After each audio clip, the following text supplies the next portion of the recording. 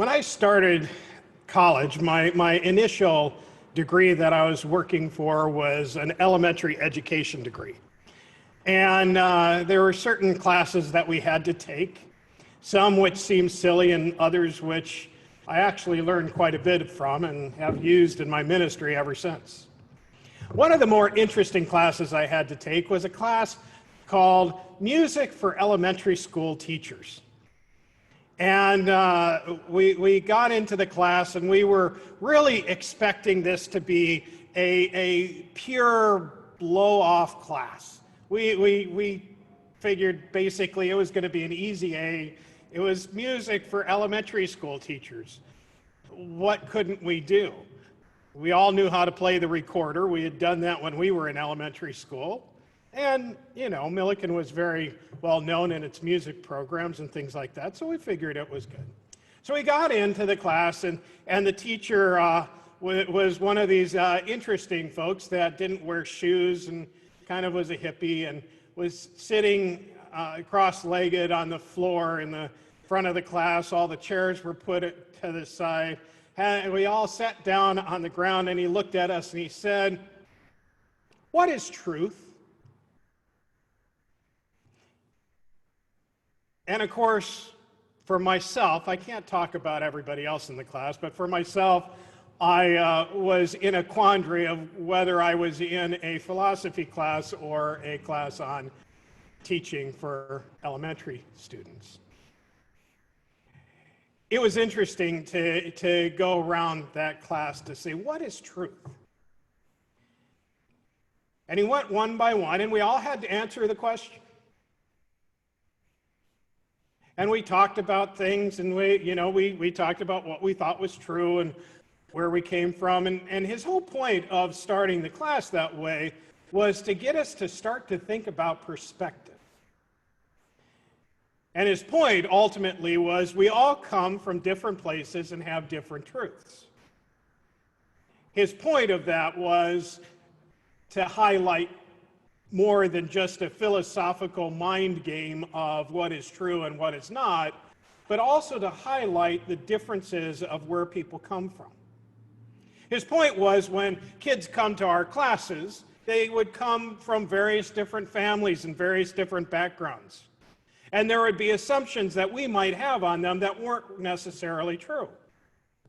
We might assume that, like many of us in the class, they had backgrounds in music or other things that came with them, but that may not be the case. It was a very important lesson. And I think it was one of the more important lessons that I had when I was in college, because that understanding of perspective undergirds so much of what it means to be welcoming. One of the great problems that we have in the world is that we don't really take time to understand where people are coming from and the differences in their lives. We look at somebody and we make quick assumptions about who they are and what they're doing, but we don't really get to take the time to figure out where they really are coming from and who they really are. Oftentimes, we run with our assumptions. And the problem with that is no matter how kind we try to be, when we run with our assumptions, we never truly can be welcoming. Because the only way we welcome people is on our terms and not theirs. This is very important. This is very important to this understanding of what it means to be welcoming. Because until we truly can welcome somebody for who they are, all we're doing is being nice to somebody. But we're not being hospitable. We're not really even being caring. For years in the church, in the Presbyterian Church, from about the mid-'80s until recently, we had a debate and a fight over the ordination of different groups of folks. First, it was the ordination of women, and then the ordination of gay and lesbian people. The interesting discussion about both of those situations were the same. How can you truly be welcoming of a group of people if you're not going to truly see them for who they are? To recognize the gifts and even the way in which God may be calling them to service. This is a real important thing. Because the call of God is not something that we can take lightly. When we see the call, we have to act on the call. Now, we can sometimes misinterpret the call, and that's an individual sort of a thing. But by rejecting a whole classification of people because they don't fit a particular idea, keeps us from truly being welcoming of what God is doing in this world. And when we are not welcoming of what God is doing in this world, we are not welcoming of God, and more importantly, we are rejecting God. Yeah. And that's the thing that really hurts. Because when we reject God, our faith becomes something completely different than what Christ teaches us for it to be. Because our faith becomes about us, about our own egos, our own wants, our own desires, our own perspective. And when our faith is about us, our own thoughts, our own ideas, our own perspectives, then our faith isn't faith at all. It becomes a whipping pin to do in this world whatever we want to do. Over and over and over again, the Bible tells us to be welcoming. And we do what we can do to be welcoming. We like to go out and invite people to our church. We like to go out and meet people.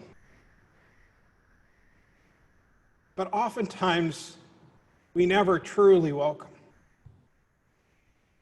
A few years ago, in my last congregation, I remember a woman coming into church. And she was a friend of mine's, and she came to worship with us. She was looking for a congregation, and the congregation that had gathered that morning was a fairly welcoming group of folks.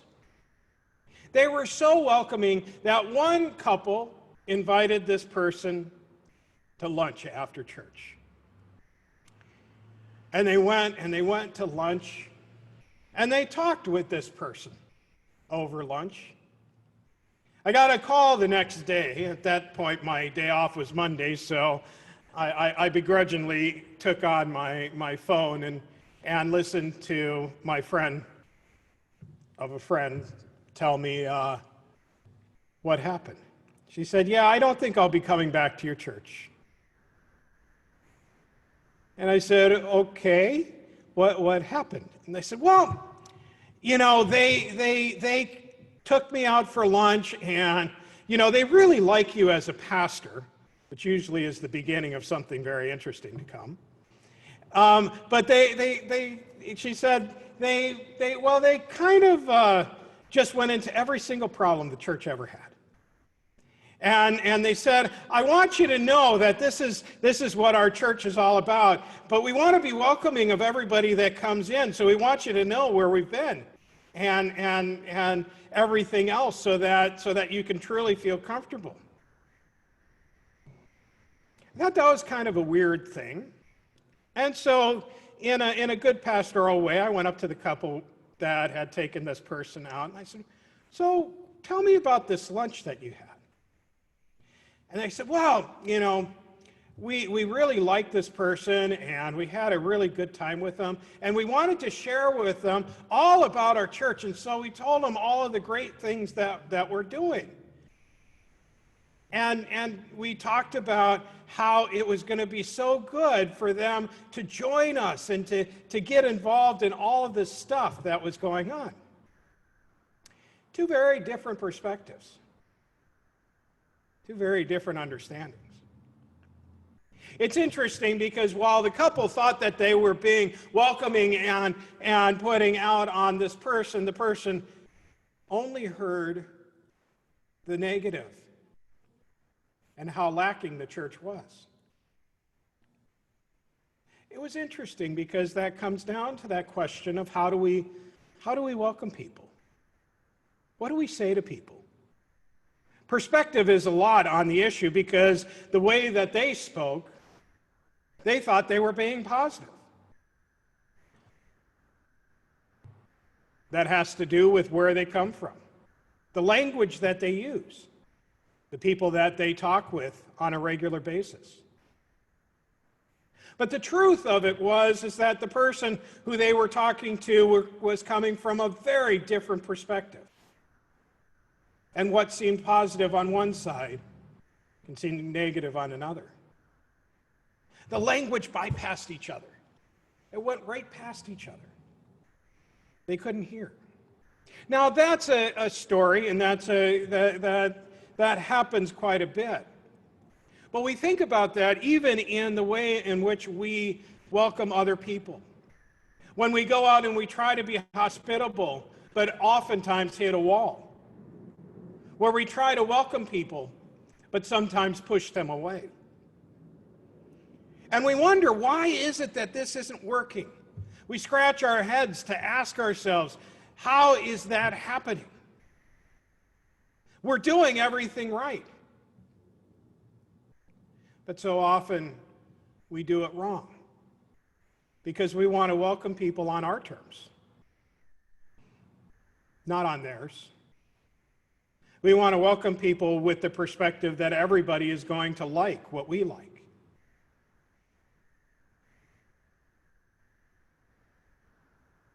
And push others away. When I was in college, the church that was on the corner of the campus, Westminster Presbyterian Church in Decatur, Illinois, the church would have a lady in the church that would bake a loaf of bread for every new member.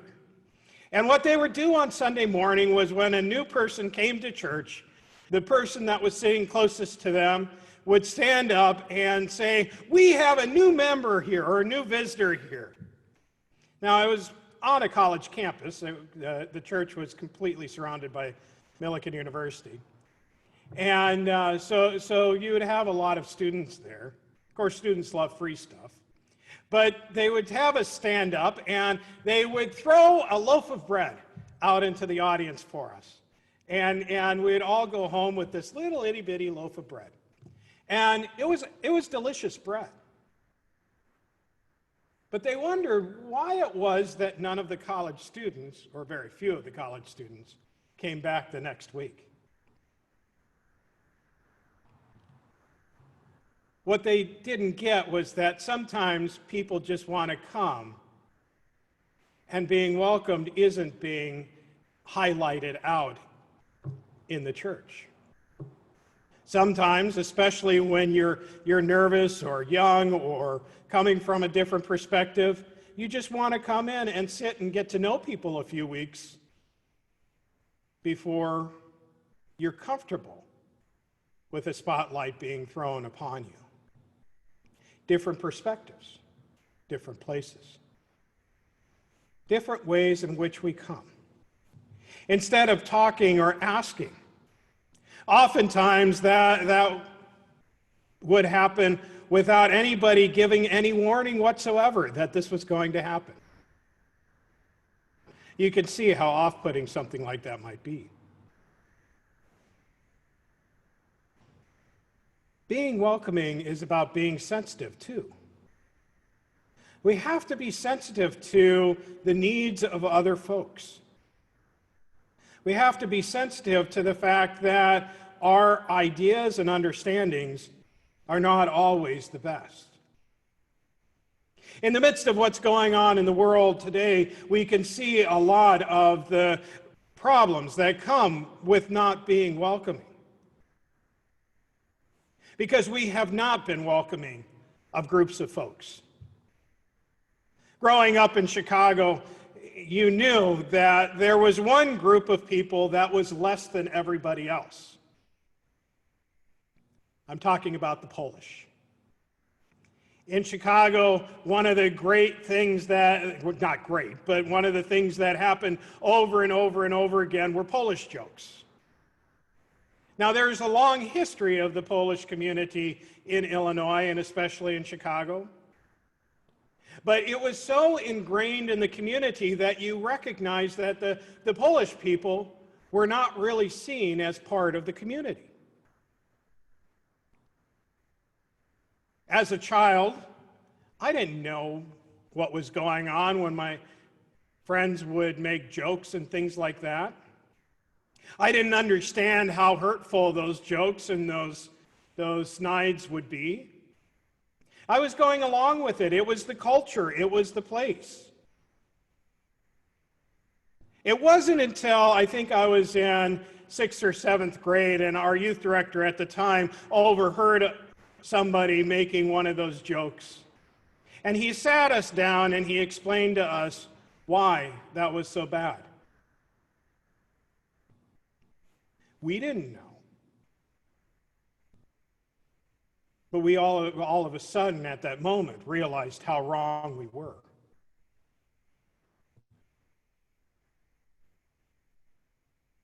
We had to come to that place in our hearts, and we all felt guilty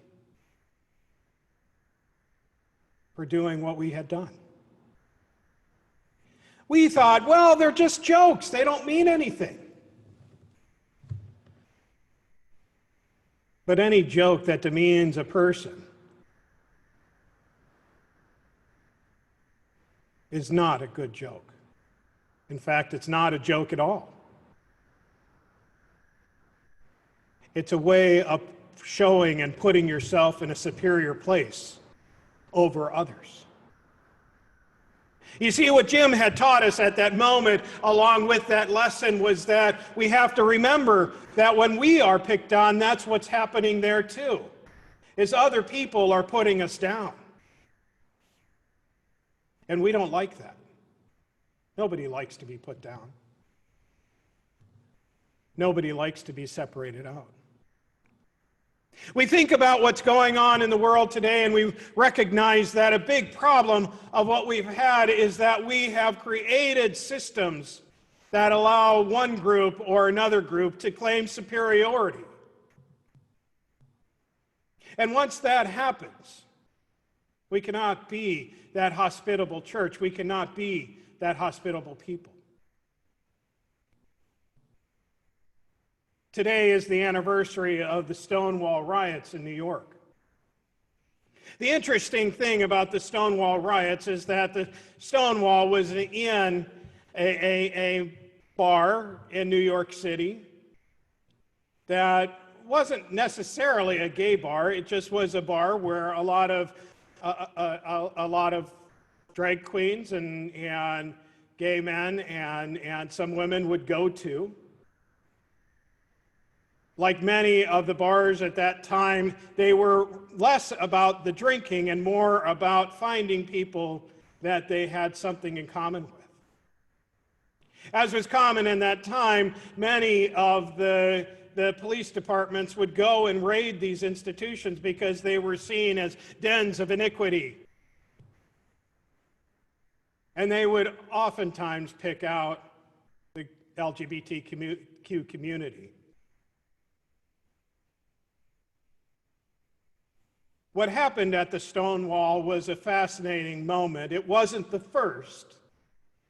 Many will point out that there were uprisings in other cities across the United States before that, but it became the most famous. What happened at that point where the people finally said, stop, we're not going to take it anymore. and they fought back to the point that they ended up protesting. And from that protest came change.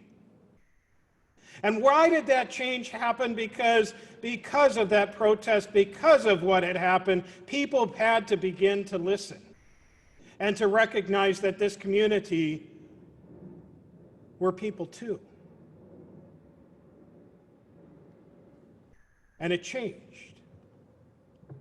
Now, the world definitely did not become more welcoming right away after Stonewall.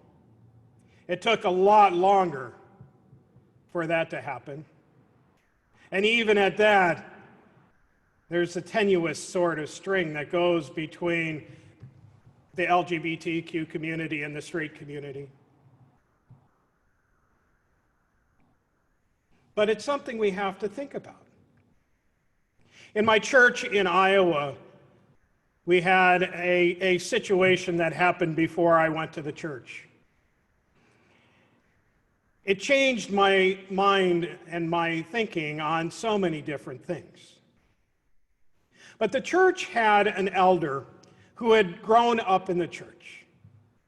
He had been involved with every single level of the church, and everybody adored him.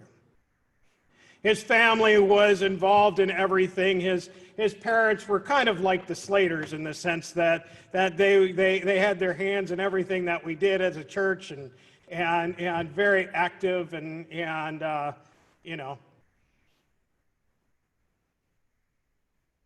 And he loved the church, and the church loved him.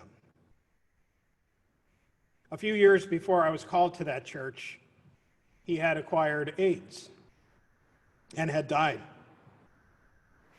The church was in mourning over this person. Now, that congregation, self-described, fairly conservative congregation, as they saw it. And before he came down with AIDS and died, they probably would have been very against gay ordination and that sort of stuff. The most fascinating thing that happened for that church in this situation, in this horrible situation, was that they came back and they did a deep reflection. And what they came to was a really interesting thing. And I'd never heard since or before a church come to this conclusion. They looked at themselves and they said, we killed this person because we were not welcoming of him.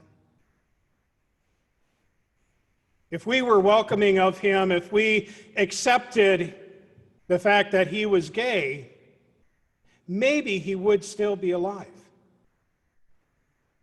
Maybe he wouldn't have done some of the things that he had done. Maybe he would have been able to find a partner.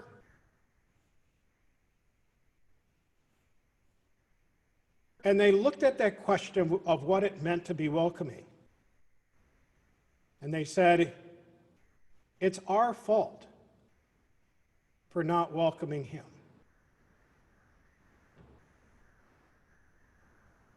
When they told me this story, of course, most of the people didn't have a dry eye in the room. It was a hard story for them to have. And who knows what would have happened? There's a lot about AIDS that we still don't fully understand. But I think there is a point to that as well. That one of the things that happened with that disease was because people were afraid to talk about it, because people were afraid to go out. It took longer for it to be dealt with and diagnosed and understood.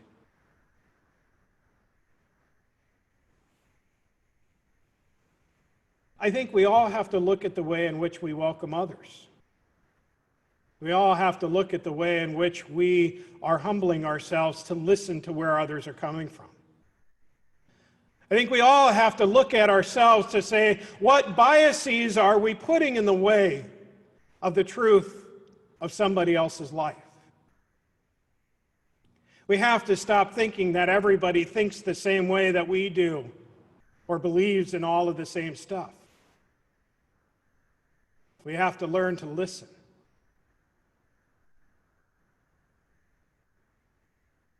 And we have to learn to let go. We have to learn what it means to walk with others out of a place of love, not a desire for what they might give to us. You see, that's what Christ is talking about when he talks about welcoming.